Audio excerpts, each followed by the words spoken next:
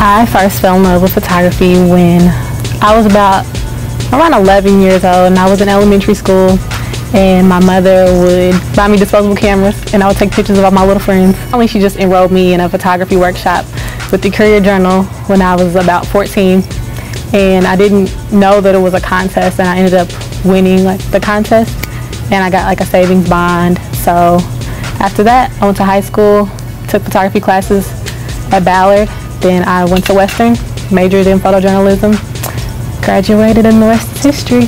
When I was younger, it was more about the fun aspects of it.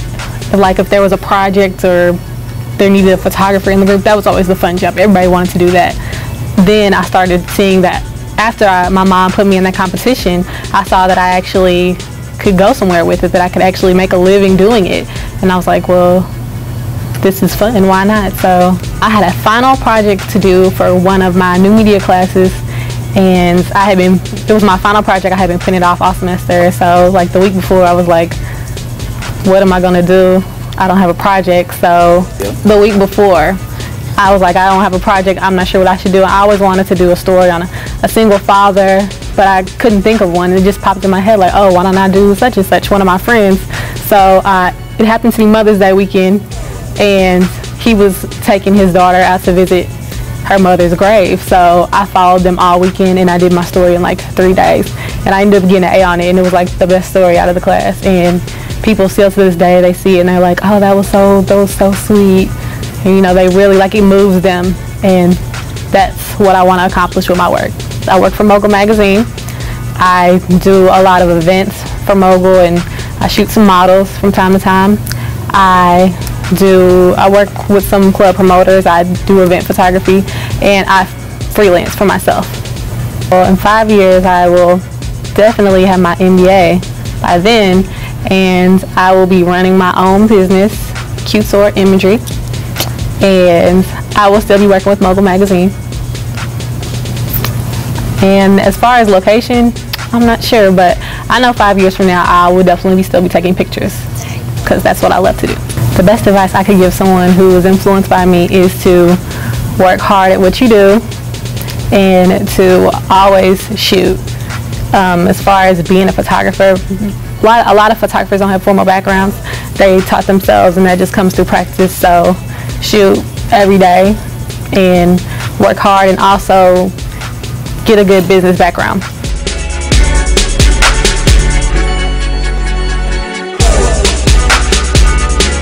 Time that I fell in love with videography, I have to say it was 1989. I saw a movie, Spike Lee's Do the Right Thing. It was way back then, and when I first saw this movie, it really shocked me, number one, because there was just so many black people in it and everything. I wasn't used to seeing that on TV, and the style that it was done in, it was true from an African-American's perspective.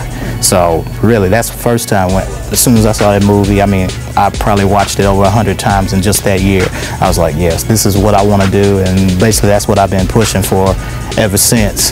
In high school, I started writing screenplays, scripts, and everything, just basically preparing myself for the craft, which is really, I didn't know that's what I was doing, but started preparing for myself for the craft to be able to do that. Then as soon as I got to college, we were making shorts, music videos out on the campus and everything, just really honing in on what it was with videography and still learning the craft while in school. My biggest project that I'm proud of, it has to be the Wake Up Call documentary. I came up with the idea it just popped into my head one time while I was in church. And when I first started on the project, we had a serious problem that was going on in Louisville as far as the murders and everything that was happening. So on my end, I said, what can I give back to the community? Because it really wasn't to really get a business started, anything like that. It was really, hey, we got a problem that's going on, so let's go ahead and take care of the problem that's happening. And the way I figured out to address it was, let's go ahead and attack it with filmmaking. Let's give them visual as well as sound and everything to really get across the message that, hey, we got a serious problem that's going on in the city. And the project that I'm working on right now is another pilot that I'm pitching to Fox 41, The Day in the Life of Michael Anthony. What that project deals with is it's an African-American drama series dealing with a young brother that's keeping a journal on his family after his mother ends up dying.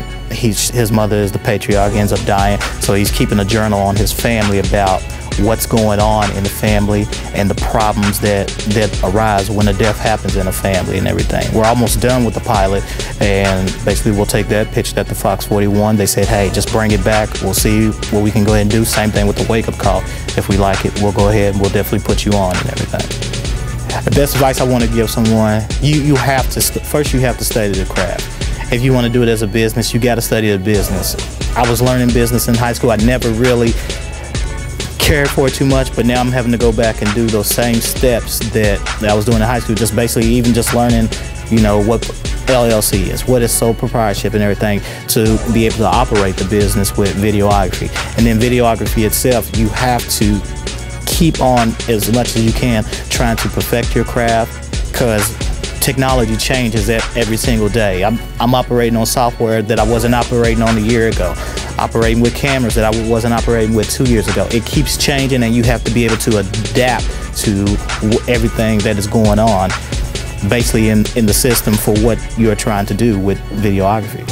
The most rewarding thing that I think that I get from videography, number one, is when I do a project for a client. And that makes me happier than getting an email or even just having a client in the office and they're like, man, you took our business to another level, or you took our product to a whole nother level, or basically just thank you, finally we got somebody that knows what they're doing. Because everybody that picks up a camera, they're not a videographer, you know. Everyone that can write on the paper, they're not really a writer and everything. But when you are inside of, I guess you can say, when you are inside of the shell that you're supposed to be in, everything in there, it fits around with what you do. Because when I do the work that I do for clients, I don't look at it as working. You know, I can sit there and I can go all night at it, and not so much as worried about the price or whatever, but because this is what I want to do. I don't even consider it even a job, because this is what I was always born to do.